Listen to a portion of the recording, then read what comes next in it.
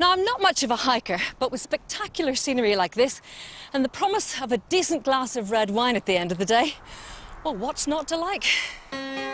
We all know Rioja. 30 million bottles were drunk in the UK last year. But how much do we know about where it comes from? Spain's premier wine region is situated in the north of the country, sandwiched between two mountain ranges.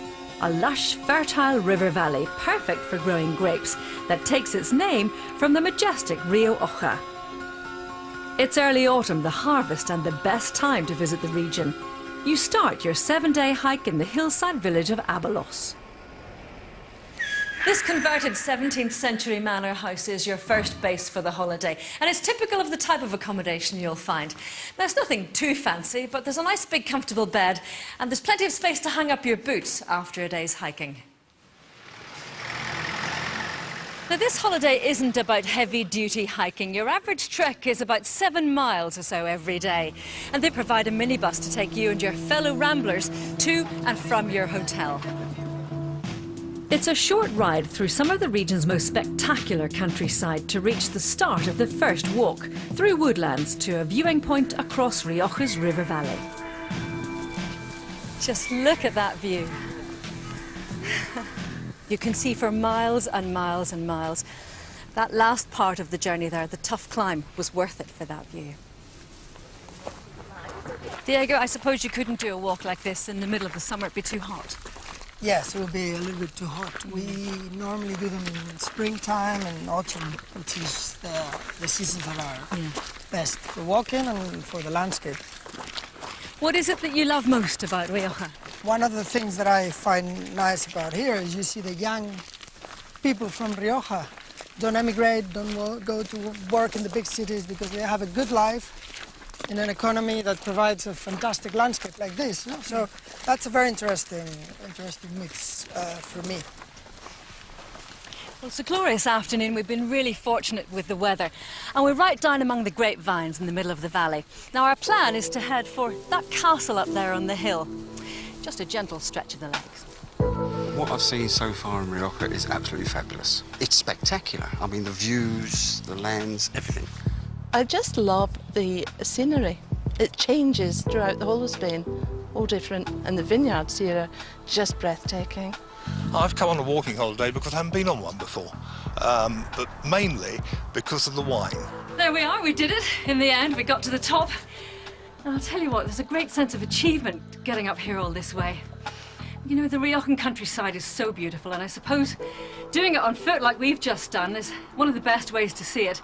Getting down deep into the vines to savour the atmosphere and the whole ambience, the sounds and the smells of the Spanish countryside. But I'll tell you what, I think it's time for a sit down now.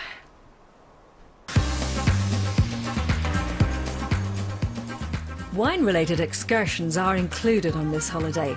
The village of Briones is home to the recently opened Museo Dinastia Vivanco, a vast museum of all things vino, including the world's largest collection of corkscrews.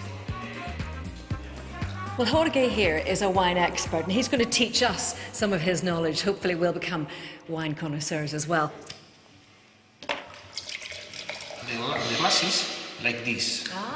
And then you can see the different colors into the two different wines. If the color is purple, the wine is young. Now that's the younger wine, and that's just pure fruit. It has oak. Fruity smell there. Wine. And this is the older wine. That's more oaky, I think.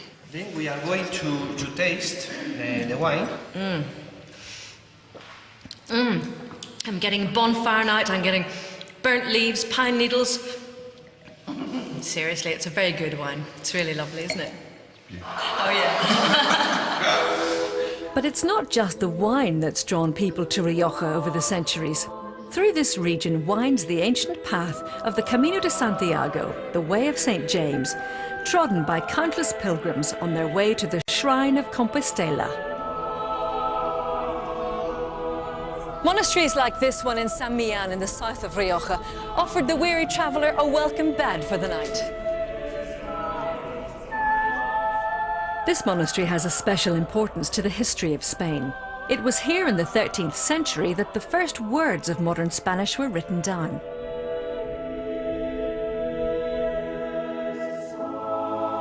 The foothills to the south of the monastery are the starting point for today's walk, a very different prospect to yesterday's stroll through the vineyards. As you come further south in Rioja, the landscape begins to change dramatically. There are no flat valleys full of grapes here. This is where the southern mountain range begins to rise, and you can see that, as well as being pretty steep, we've got a walk in the woods to look forward to.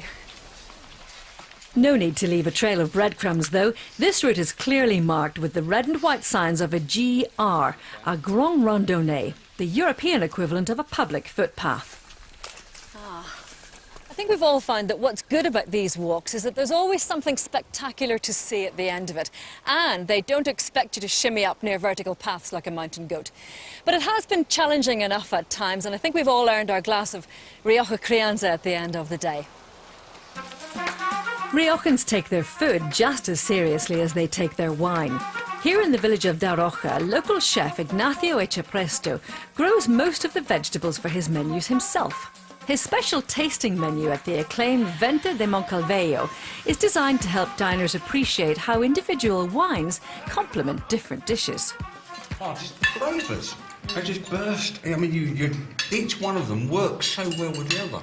So do you guys all feel like you've really learned something on this holiday about wine? Oh, yeah. And wine. What a subject to learn. Wow. It's not just wines they grow here. I mean, all the cereals when you get to different levels. And it's but the wine's the best. Come on.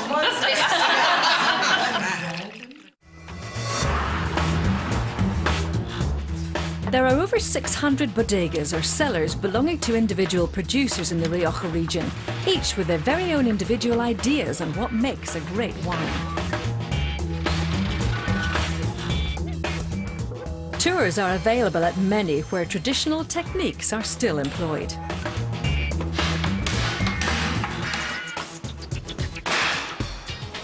You know how you read on supermarket labels that stuff has been hand-picked, specially selected and so on?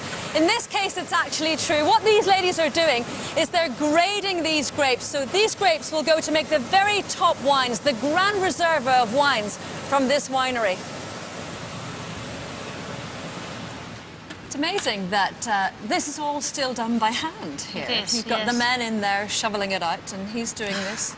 All gives quite a lot of work. Yeah? They fill 2 to 3 buckets this size with one cask. Yeah? We have many casks fermenting, so it's a crazy time of the year. Yeah. And the smell is just amazing. Yes. What's that smell we're getting? That's the fermentation smell. It's very powerful. Now here's a question for you. Why on earth would you need several farmyards worth of eggs in a winery? Well, the answer is it's a very traditional method, and what they do is they separate the white from the yolk. And then they drop the white into one of these casks of wine, and as it sinks to the bottom, it takes out all the impurities and all the nasty stuff with it. And what do they do with the yolks? Well, let's just say that the employees, like Lewis here, are never short of a good omelette. Now, this is a lot of booze. How many barrels you got in here?